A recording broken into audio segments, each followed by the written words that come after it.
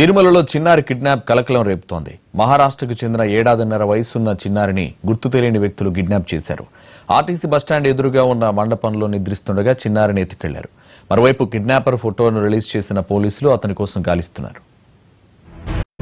తిరుమలలో కిడ్నాప్ కలకలం రేగింది. బస్టాండ్ సమీపంలోని మాధవ నిలయంలో ఏడాదిన్నర బాలుణ్ణి గుర్తు తెలియని వ్యక్తులు అపహరించారు.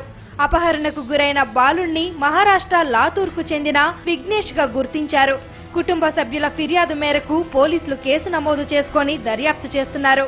కిడ్నాపర్ దృశ్యాలు సీసీ కెమెరాల్లో రికార్డయ్యాయి. ఆ దృశ్యాల ఆధారంగా నిందితుడి కోసం పోలీసులు గాలిస్తున్నారు.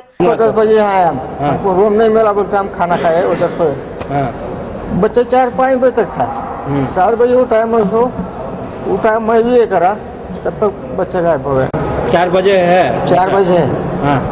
7 बजे मैं उठा तो था। हाँ।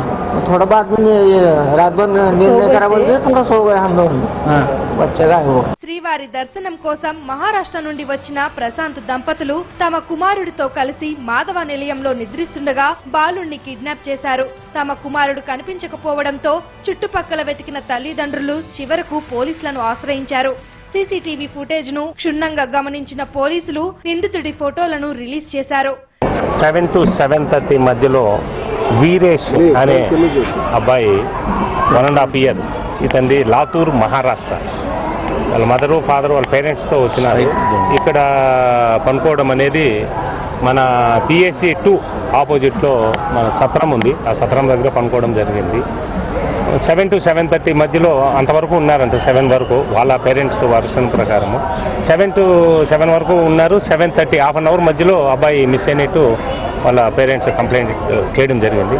ఇమీడియట్లీగా మేము రావడము, అన్ని పాయింట్స్ అలర్ట్ చేయడము, కింద తిరుపతిలో railway station, RTC bus stand, toll gate, check post, ఇక్కడ తిరుమలలో ఆర్టీసీ బస్టాండు, రక్షక్స్, ఆల్ మొత్తం అందరినీ కూడా మేము వైర్లెస్ ద్వారా అందరినీ అలర్ట్ చేయడం జరిగింది. సీసీ ఫుటేజెస్ కూడా వెరిఫై చేస్తున్నారు. త్వరలోనే ఆ అబ్బాయిని ఎవరు తీసుకోమన్నారు, ఎట్లా జరిగింది, ఏమి అనేది త్వరలోనే మేము దాన్ని బయటికి తీయడం అనేది జరుగుతుంది. కిడ్నాప్ ఉదంతంతో టీటీడీ అధికారులు ఉలిక్కిపడ్డారు. ఏడాది క్రితం జరిగిన 2 కిడ్నాప్ ఘటనలు మరవక ముందే మరోసారి బాలుడి కిడ్నాప్ జరగడం చర్చనీయాంశమైంది.